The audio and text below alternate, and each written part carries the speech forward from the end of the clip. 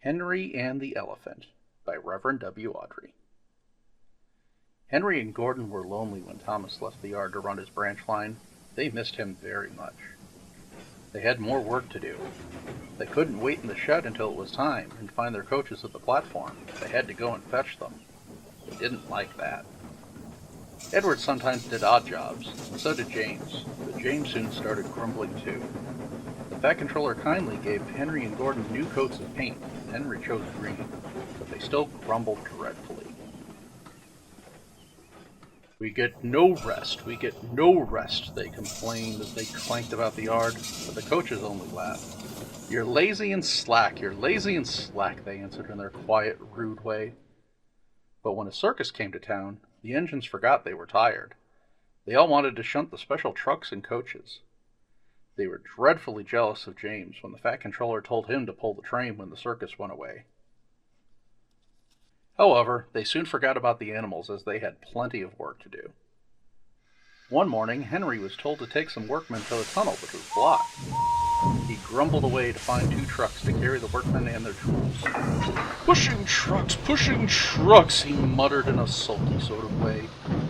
They stopped outside the tunnel and tried to look through it, but it was quite dark. No daylight shone through from the other end. The workmen took their tools and went inside.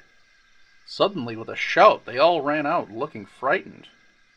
"We went to the block and started to dig, but it grunted and moved," they said. "Rubbish," said the foreman. "It's not rubbish. It's big and alive. We're not going in there again." "Right," said the foreman. "I'll ride in a truck, and Henry shall push it out." "Wheesh!" said Henry unhappily. He hated tunnels. He had been shut up in one once. But this was worse. Something big and alive was inside. "Peep, peep, peep, peep, peep, peep, peep," he whistled. "I don't want to go in." "Neither do I," said his driver, "but we must clear the line." Oh dear, puffed Henry as they slowly advanced into the darkness. Bump! Henry's driver shut off steam at once. "Help, help, we're going back!" wailed Henry, and slowly moving out of the daylight came with first Henry, then the trucks, and last of all, pushing hard and rather cross, came a large elephant. "Well, I never did," said the foreman. "It's an elephant from the circus." Henry's driver put on his brakes, and a man ran to the telephone for the keeper. The elephant stopped pushing and came towards them. They gave him some sandwiches and cake, so he forgot he was cross and remembered he was hungry.